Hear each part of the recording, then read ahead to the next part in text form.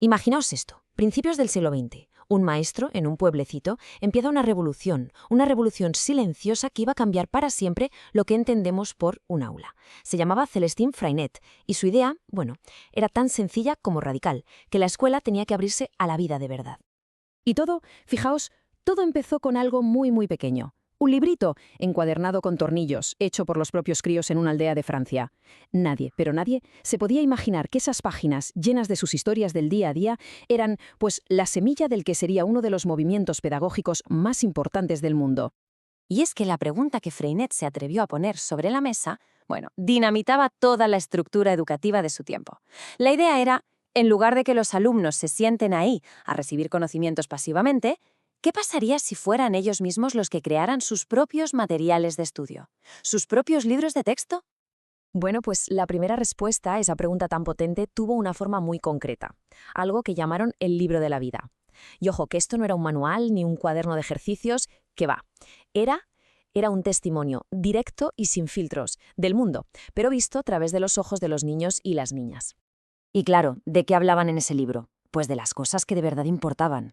Nada de lecciones abstractas impuestas por un adulto. No, escribían sobre el gatito de un compañero, que si era gris y blanco, sobre cómo cambiaban las estaciones, la llegada del otoño o la gorra de un pescador que se había perdido en la playa.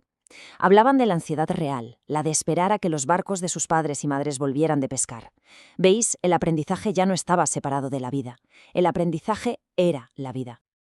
A ver, para que entendamos bien la magnitud de esta idea, tenemos que pararnos un momento y pensar contra qué estaba luchando Freinet. El sistema educativo de entonces se basaba en una cosa: el manual, el libro de texto, uno solo, escrito por adultos y, bueno, básicamente incuestionable. El propio Freinet lo diagnosticó perfectamente con sus palabras. Decía que el libro de texto se convierte en algo casi divino, un mundo aparte, que siempre da cosa rebatir lo que dice, porque, claro, está en el libro. El libro no invitaba a pensar, invitaba a obedecer. Creaba una especie de culto a la palabra impresa, donde el conocimiento era algo cerrado, sagrado, intocable. El pensamiento crítico sencillamente se anulaba, desaparecía. El contraste, como podéis imaginar, es brutal. Pasamos de un modelo totalmente vertical, donde el saber baja desde la autoridad del adulto, a un modelo horizontal, donde la experiencia vivida por el niño es la que genera conocimiento. O sea, en resumen, era pasar de tragarse la información y memorizarla a crearla de forma activa. Un cambio de paradigma total. Pero claro, Freinet no se quedó solo en la crítica, no era un simple teórico. Él desarrolló todo un arsenal de herramientas prácticas, de técnicas, para llevar su visión al aula. No era solo una filosofía bonita, no, era un método de trabajo para el día a día. Y si tuviéramos que resumir toda su pedagogía en una sola imagen, en un solo gesto, sería este: abrir las ventanas de la escuela. Así de simple. Dejar que la vida, el mundo de fuera, con sus ruidos, sus olores, sus problemas y sus alegrías, entrara de lleno en la clase y se convirtiera en el verdadero material de estudio. El flujo de trabajo que seguían es fascinante. Mirad, todo empezaba con un texto libre. Un niño o una niña escribía sobre algo que le había pasado, que había pensado, lo que fuera. Después, la clase entera lo leía y elegía democráticamente cuál les gustaba más. Ese texto elegido, a la imprenta. Los propios estudiantes lo componían y lo imprimían, y ese pensamiento individual se convertía en algo físico, real, que se podía compartir. Pero la cosa no acababa ahí, porque ese texto se enviaba por correo a otras escuelas, y además todo ese conocimiento se archivaba para poder consultarlo en el futuro. A ver, pensemos un momento en esto de la imprenta escolar. Es que fue una idea absolutamente genial.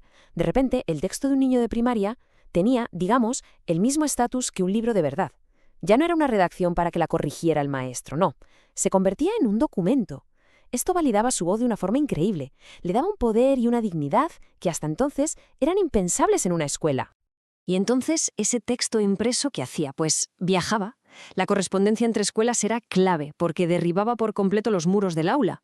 De pronto, la geografía ya no era un mapa colgado en la pared, era un paquete que llegaba de la Provenza con flores, perfumes o fósiles.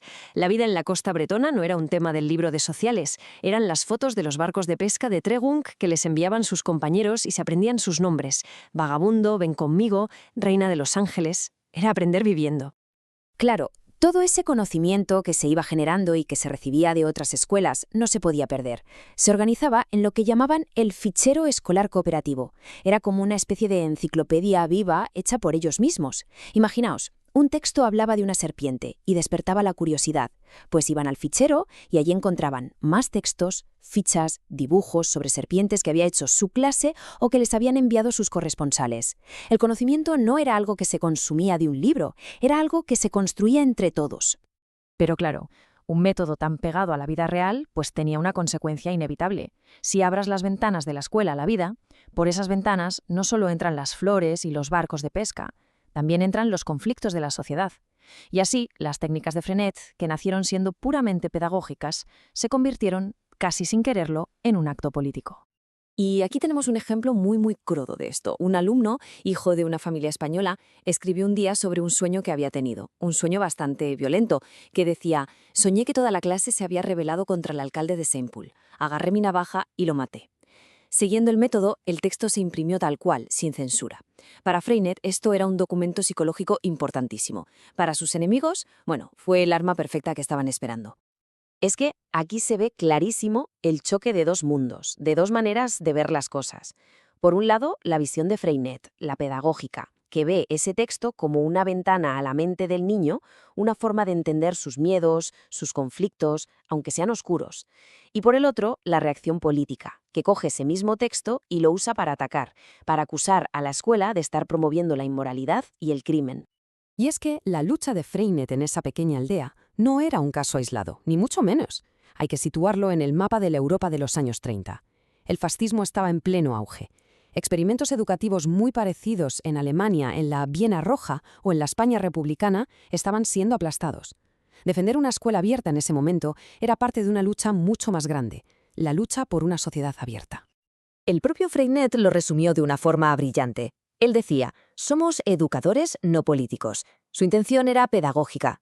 Pero claro, al hacerlo, al darles voz a los hijos de campesinos y trabajadores, al permitir que en sus textos hablaran del hambre o del paro de sus padres, pues inevitablemente contradecían ciertos conceptos, molestaban a ciertos intereses y, en definitiva, chocaban de frente con la tradición y el poder.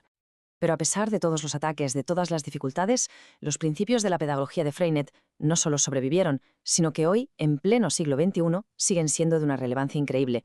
Su legado es, al final, el de una escuela que se atreve a mirar el mundo a la cara, sin miedo. Si tuviéramos que destilar la esencia de su propuesta, nos quedaríamos con varias ideas potentísimas. Primero, el aprendizaje nace de la experiencia real, del trabajo, de hacer cosas. Segundo, la educación es cooperación, no competición. Tercero, y esto es fundamental, la voz de los niños y las niñas es el centro de todo, y a partir de ahí se valora el pensamiento crítico por encima de la memoria pura y dura. Porque en el fondo, la educación era para él una herramienta de liberación, tanto para el individuo como para la comunidad. Y quiero terminar con una metáfora del propio Freinet que es potentísima.